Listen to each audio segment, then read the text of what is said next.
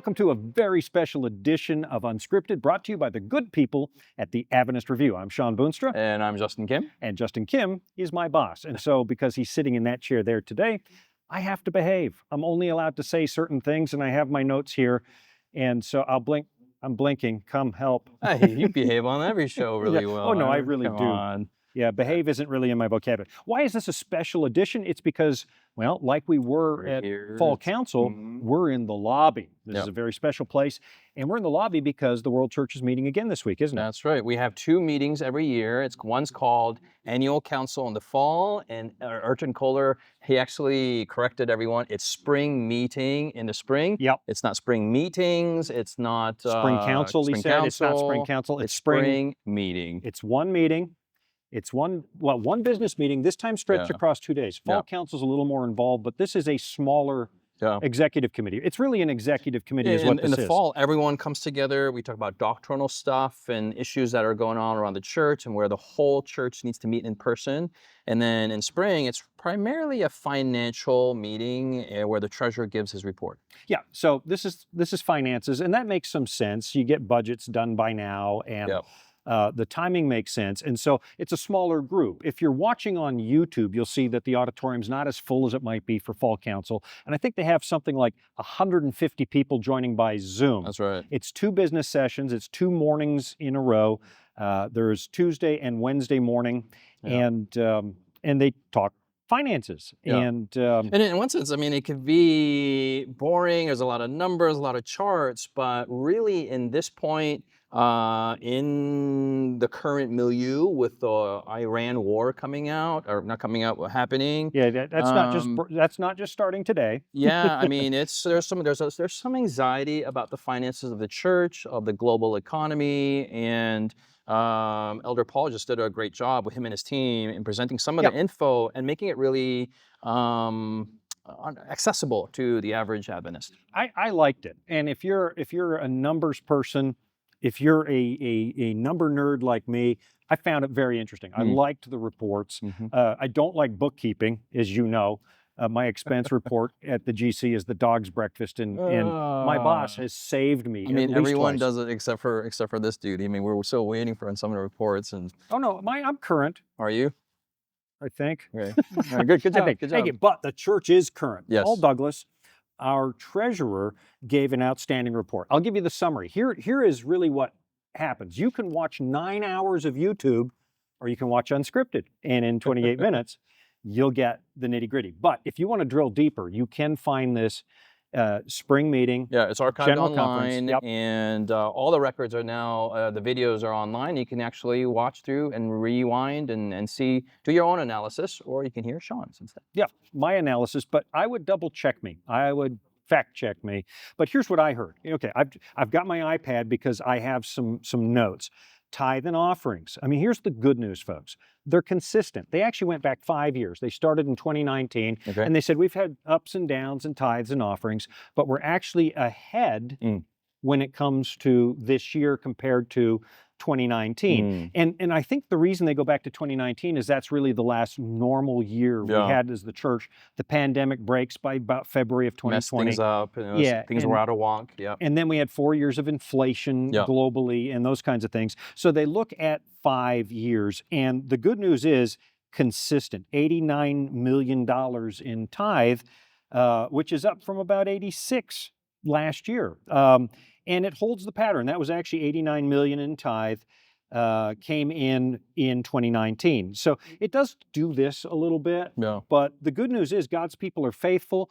It's been funded. They had a little surplus this year. It doesn't sound like, okay, in my household budget, this would not be a little surplus. It was like 25 million, something like that. Well, the scales are totally out because we're working with a global organization. We have funds coming from all parts of the world. So, you know, $1 million here, $1 million there, it's not that much, but it's a lot to the average individual. But on a world or organizational level, we're working with larger numbers. A secular corporation this size would be dealing with figures almost 10 times.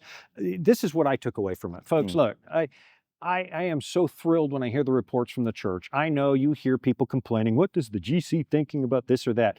I've been in the building now for about 10 months, and I got to tell you, I'm blown away by the commitment and faithfulness of these people, and they do more with less than any group I've ever seen. Yeah. You know, Yeah. it sounds, it's millions of dollars, Yeah. but a corporation of this size would be doing hundreds of millions where we're doing maybe 10 or 20. I would say also the leaders here at the GC, they're faithful because they're faithful people, but they also have in mind the faithfulness of the people on the front lines, of the average church member. They said it multiple times. It's the faithfulness of the Adventist disciple who is waiting for Jesus to come that trickles up to the GC. Now, I know there's some cynicism out there that the GC is this overbearing organization that collects all this funding from all over. But the GC's responsibility is to look at where resources are, where there's a lot, and redistribute that into areas and in the mission areas where there isn't enough resources, and then looks at how we can get the work spread all over the world evenly. And that's all a fulfillment of the three angels' messages going to the whole world.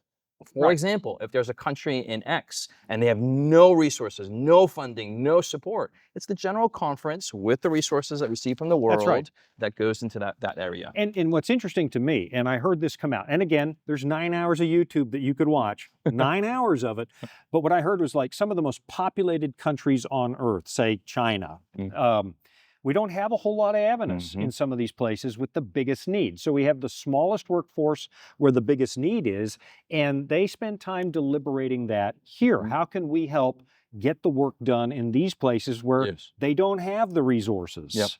So, I mean, the numbers are amazing. The assets, there was a 4.2% increase in the assets of the church, but when that happens, they look at it, they want to be fiscally responsible because we have to be good stewards, but also at the same time mission-minded. That really came through here. We're doing mission. We're not going to put it in the bank and let it stagnate, but we still are to be responsible stewards and have enough money to operate in a worst-case scenario should everything go bad. And they look at where can this money go? If we have an increase, how can we further the work?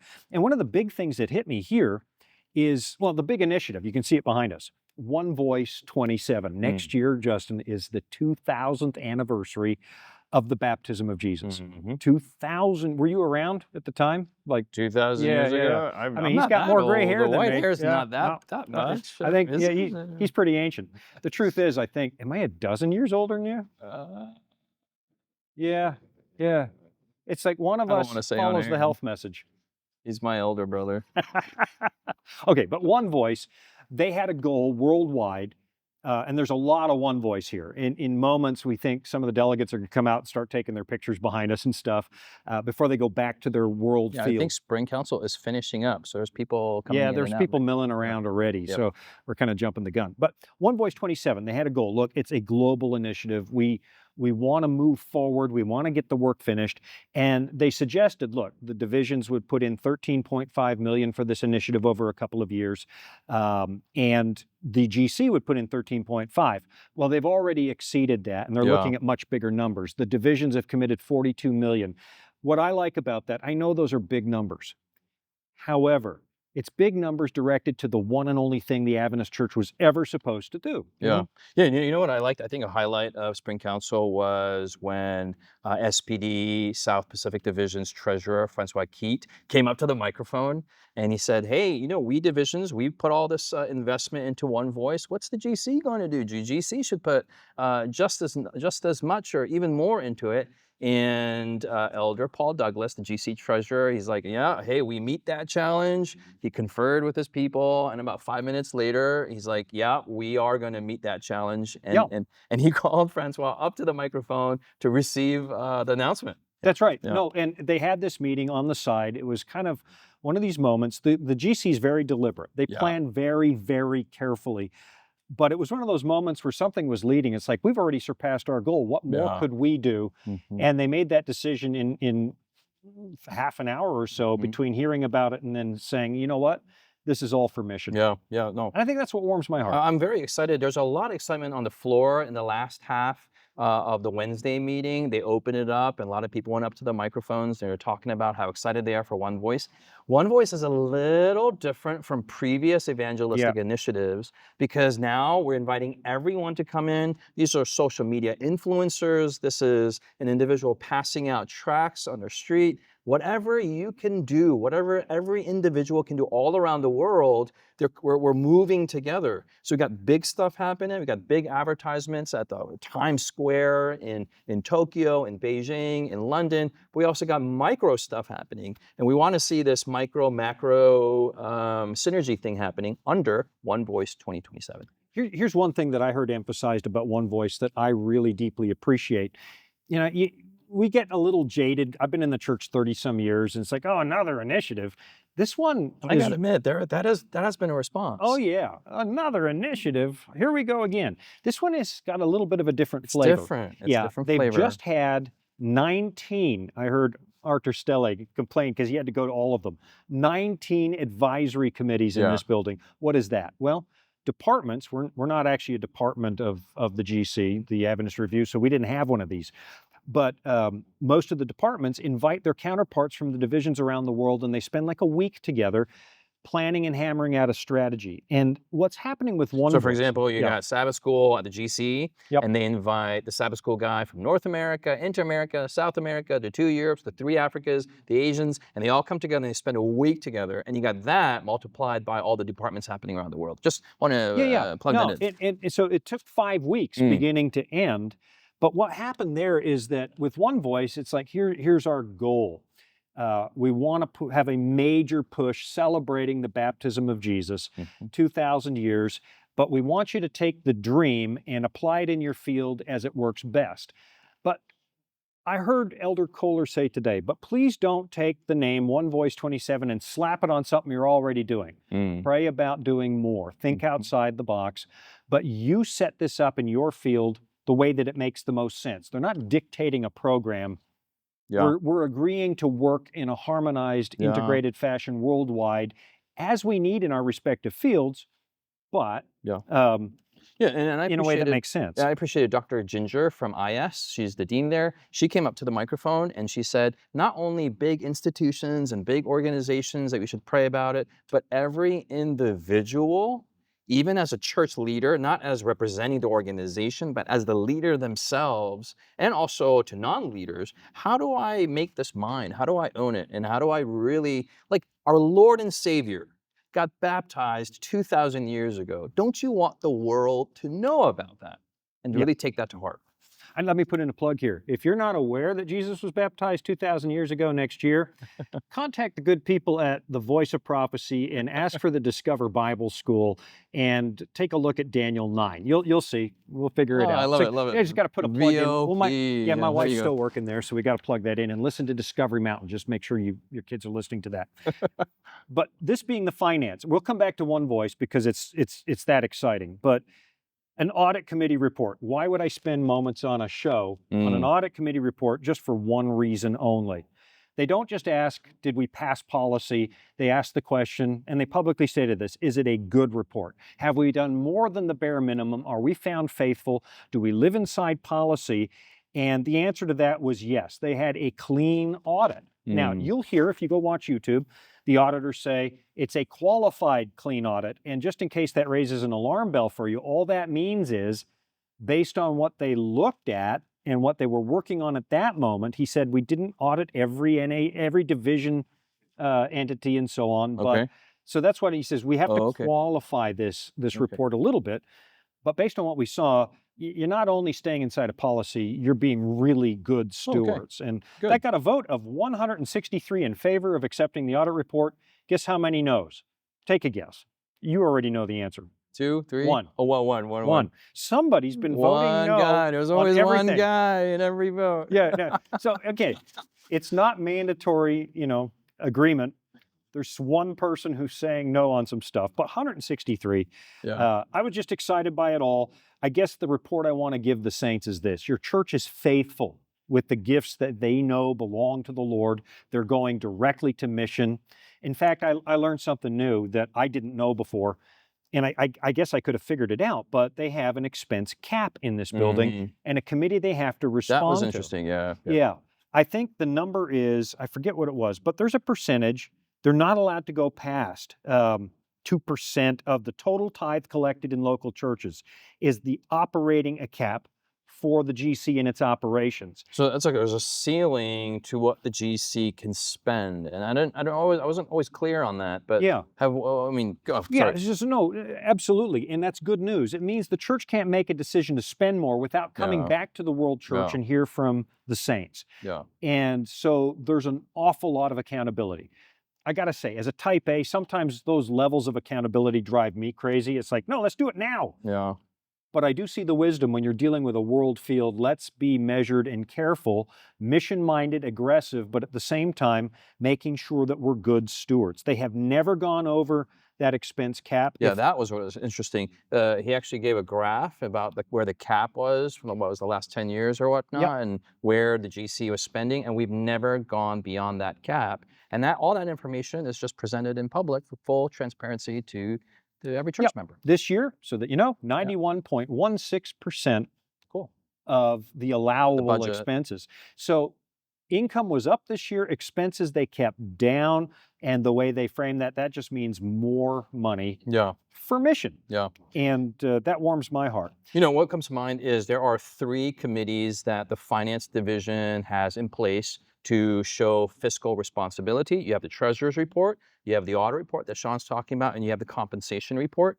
These 3, when coupled together, and I know it sounds like a lot of reports, a lot of committees and whatnot, but the basic underlying thing is that the church is spending its money wisely. And then people who accuse the GC of, hey, the monies are going to this, or some salaries of this guy, and the president of this, and whatever. Yeah. It's with all the people and all the committees that are going around. It's very, very, very difficult for some of these accusations and these conspiracy theories to be really true.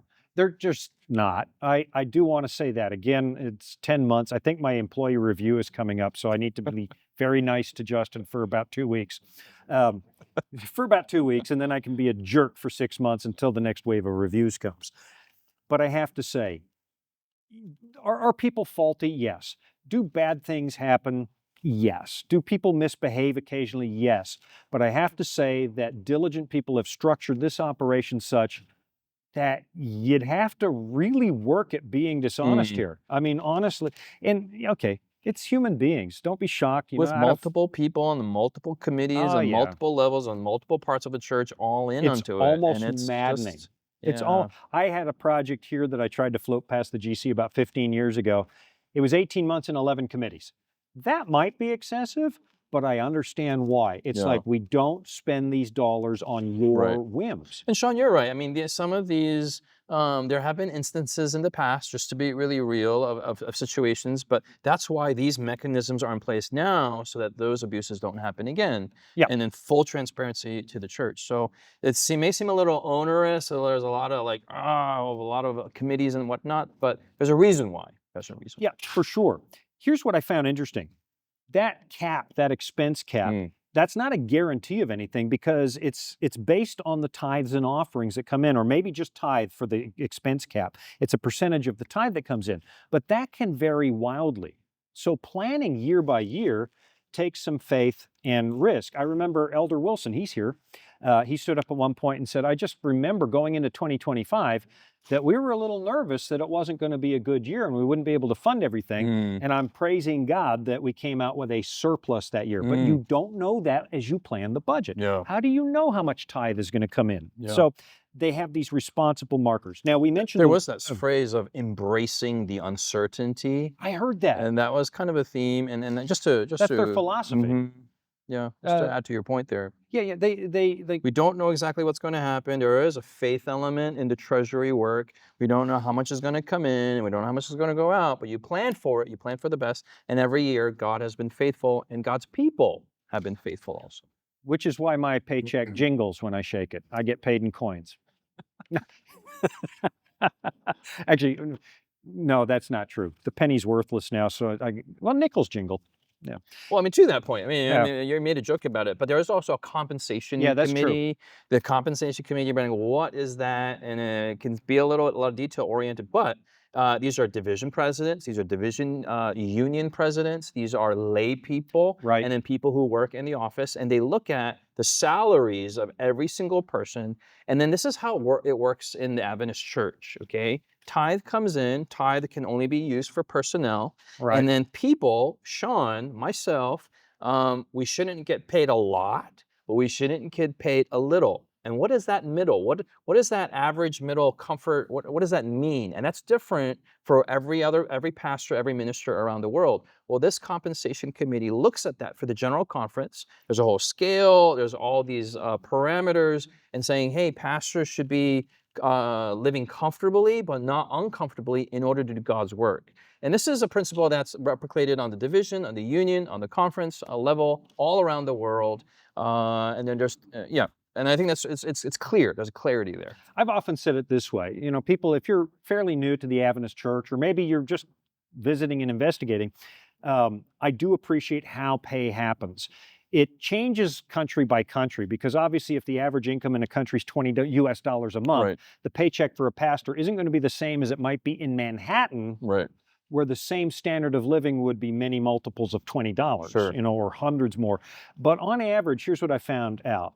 Pastors around the world generally make a little, this is anecdotal, this is Shawn's observation over 3 decades, pastors make a little less than the average in the community in which they serve, which seems to me to be appropriate. You're not getting rich. It's a little less than the average, but it's enough that you too, I like this philosophy. I've heard some treasurers say it needs to be enough that Adventist pastors can also give. It needs to be enough that you can give an offering and not just be worried about your next meal. And that definition, is it subjective? Yes, yeah, it is. It is. But it's presented before pastors, lay people, all sorts, to define what that level is for every field. So that's what the GC compensation does that for on this level. Now, here's what's interesting. Talking about uncertainty and pay and expenses, the big uncertainty, as we mentioned a moment ago, in the world right now is the U.S. has gone to war. And it's gone to war not just anywhere. This part was very interesting. With the Middle East. We're at war in Iran, and as you are probably aware, if you haven't been under Iraq, the Strait of Hormuz is in play, and that's where a lot of the world's oil and fertilizers and other key resources have to pass through, and control of that strait has driven, gas prices in my neighborhood in the last 2 weeks have doubled. And if you're living in Europe, you're probably seeing more so.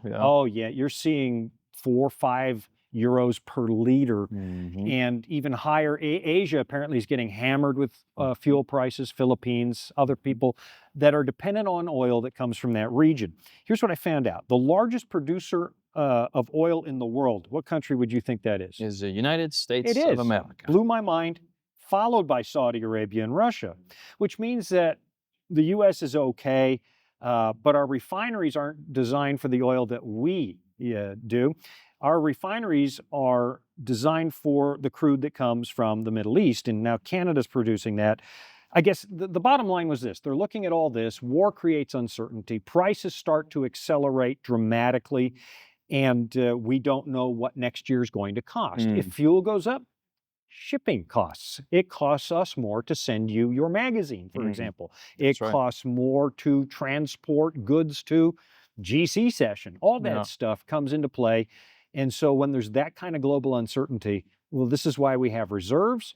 We have, we have to have working capital of 6 months by policy. If not one penny came in, the GC by policy has to be able to operate for 6 months. That's policy. They've been shooting for 12 months. Let's go over and above. If everything goes wrong, could we keep going for another 12 months? And I think we hit that last year.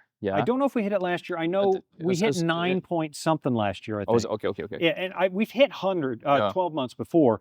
And so they're thinking, okay, policy 6, we shoot for 12. Maybe we should, you just watch for this discussion coming up. Should we be talking about 9 months as policy? And anyway. To free that for those finances up for more mission. Okay. All very, very good. You should rest easy. And don't take my word for it. Watch all 9 hours of YouTube. Actually, the first 4 hours, if you're interested in the finances, the first 4 hours are on Tuesday. And then today we had other things. We had, another thing that happened yesterday. So much happened in a compact. No, there was a report. They make suggestions here to the GC session, and I just want to touch on this one.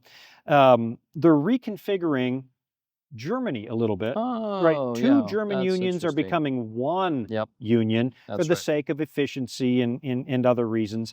And we can't do that here, but what they did is bring it to the executive committee, and it's Mhm. been recommended that that issue, if you want to study up ahead of 2030 GC session, that's going to end up at GC session in 2030, reconfiguring the Yeah. European map a little bit. This body that meets, the spring council, spring meeting and annual council, it does not have the authority in its jurisdiction to make or break unions. So now the recommendation has been passed to the GC session that will happen in 2030. By the way, that's going to be happening in Indianapolis. That was announced The today announcement, too. yep, the announcement, Wow. 2030 in Indianapolis. And here's what I found interesting. As I am an American citizen, but I am a naturalized American, so I come from Of elsewhere. Canadian Yeah, descent. Canadians. Yeah. We have a Well, GC of session. We Dutch got a descent by way of yeah. Canada. Yeah. Okay, so the Dutch and the Canadians have both hosted a GC session. Let me just put that out there. We have. That's good. Yeah, no, we really have. But it's going to Indianapolis. Yeah. That was the plan during COVID. It fell apart, Yeah. and we're going back there. But somebody did raise the question, because I love the transparency here. Is Yep. it ever going to be outside the U.S. Yep. again? Fair enough. And I ask that all the time too, because, you know, especially in this environment, visas are getting harder and that kind of thing. The border's Yes. getting less porous. That could be an issue. But they have a lot of things to weigh and consider. Yeah. The crew that has to set up for GC session has to commute back and forth for 5 years over and over and over again. If it's outside the U.S., it becomes expensive. Mm-hmm. You have to look for a place that has the least friction when it comes to travel visas. And yeah, okay. Those kinds of things. Like International airports, they're looking at hotels. Sorry, I'm just going to yeah, add convention adding to center. that. There's a lot of Convention factors. And then the other thing was, Elder Kohler mentioned that they're planning out 2030, 2035. Yeah. And so all these details and nuances have been thought out, especially the finances. Yep. And so 2030, they announced here at this meeting, June 20 to 29 and 2030. Notice they've Yeah. moved it a little bit earlier, and here's That's why. different. Yeah. Last time it fell over the 4th of July, and it's done that a few times here in the U.S., and travel becomes insane. Airports become too busy. There were a lot of inconveniences with having the 4th of July next to the auditorium and those kinds of things. They're going a week earlier to miss the 4th of July. Which is a national holiday for those of you who may not be Yep. Americans, and it's a big deal in America. It's a big deal in America and in one city in Brazil. Why in Brazil? Because after the American Civil War, just fact of the day, a bunch of Southerners fled to Brazil, opened a little town, look it up, called Americana, and to this day they observe the 4th of July, and they okay. serve apple pie and the whole bit, right. even though most of the young people have no idea why. So we'll never have GC session there. That's No, for we sure. can't do that. It's too small, and they have the 4th of July. Other things that happened, they voted the consent agenda. I got to admit, I'm not entirely sure what a consent agenda is, Yeah. but the impression I get is, look, there are some things that we are required by policy to bring here. Everybody's going to say yes. So they have what's called the consent, and this is That's right. minor stuff. That's right. Renaming a committee or reappointing members of a committee, that kind of stuff. So they had today what's called the consent agenda. They hand it out ahead of time. Mm-hmm. They just need everybody's consent. You can say no. Elder Kohler opened the floor to say, does anybody have an objection? Right. There are two agendas, the general and the consent. And the consent is just kind of housekeeping stuff. At any point, you can bring consent stuff over to the general and you can have a vote on it. But it's usually just mass vote and just, hey, we're good with it. And it's nothing big. No. And they're minor details. But it doesn't mean they're trying to slip anything by. It's handed out way in advance. And there is the opportunity to get up and say, hey, wait a minute. Now, out of all the business, I got to say as a preacher, I've really enjoyed morning worships. This morning or Wednesday, you're watching this on Friday. I mean, no, this is live. Cami Oetman today from AWR, she's a vice president, really spoke about integration, what happens if everybody works together. Yeah. And she showed stories from Africa, from Kenya, I believe, and Philippines, and of course PNG, which was a major event for AWR, hundreds of thousands of decisions, and that work's still going on. Yeah. And we've talked about that a lot on this show. And she just showed what could happen. And one story that came out, you got to watch this. I thought it was funny. There's a little unit called a God Pod. It's a solar-powered MP3 player. They put on the Bible and Steps to Christ and a few other things and hand it out. And somebody stole their neighbors. They were so interested. I think this was in PNG. And they end up in court. And the judge decides, all right, I'm going to be like, he doesn't think he's like Solomon. This is the way Cami described it. She said, it was a Solomon-like decision. This family gets it one week, that family gets it the next, and they have to meet and hand it off so both families become evidenced. It's like, it was just a cool story. Yesterday, Robbie Bergen. Yeah, no, I really appreciated Robbie Bergen's message. It was entitled The Gates of Hell. Yeah, right? that pulled me in. It's like, all right, the little boy in me wants to be there, and I was not disappointed. Just, he has a dramatic flair to the title, but the message was solid of how Jesus has the keys to the gates of hell. And I appreciated his theme of we need to depopulate hell. We got to be on the defensive. We're going to be on offensive. I mean, it was a very inspiring message. I loved it. Okay, and here comes the little boy in me. Please write your complaint letters to Justin Kim, 12501 Old Columbia Pike. That's where the complaint letters go. At ShawnBoonstra.com. Yeah, at ShawnBoonstra.com. I do own that URL, but you can't reach me there. You just say, hey, we're at war. And I sat right up, okay, every little boy wants to, this could be a good story. And he's not wrong. He says, you might not like it, but that just means you've had the misfortune of being born at the biggest crisis in world history. And we have a choice. Are we going to fight this battle for the Lord or sit in the, he says, you don't have a choice. You're in it, whether you like it or not. Right. You need to watch these two worships, both Cami Oetman and the Bergman, Robbie Bergen, and just enjoy it. So, there's 9 hours on YouTube waiting for you. Yeah. 9 Robbie hours. representing Hope Channel and Cami representing AWR, and the two media institutions of the GC really represented well at spring meeting. All right. I think that covers it all. I mean, we could drill down into the reports. I mean, honestly, I've got graphs and charts, and we could all come closer to my iPad and look, but it is on YouTube. Here's my takeaway. The church is mission-oriented. The resources are for mission. And they're faithful, and they're careful, and they're answerable. They're accountable is the word. Yeah. I think you would enjoy it. Take some time to watch the whole thing. I think you'll be glad you did, and your faith in this worldwide movement is just going to go up. Mine has. Amen. Yeah. Amen. I think that's it. You got anything else? I think we covered a lot. These meetings can seem a little boring, but when you look behind behind every decision and every agenda item, it is to move the church forward. And we need you to be a part of that. All right. From the good people at the Adventist Review, I'm Shawn Boonstra. I'm Justin Kim. See you next time. Bye. Thanks for joining us today for Unscripted. We invite you to check out all the other offerings from the Adventist Review online 24 hours a day at adventistreview.org.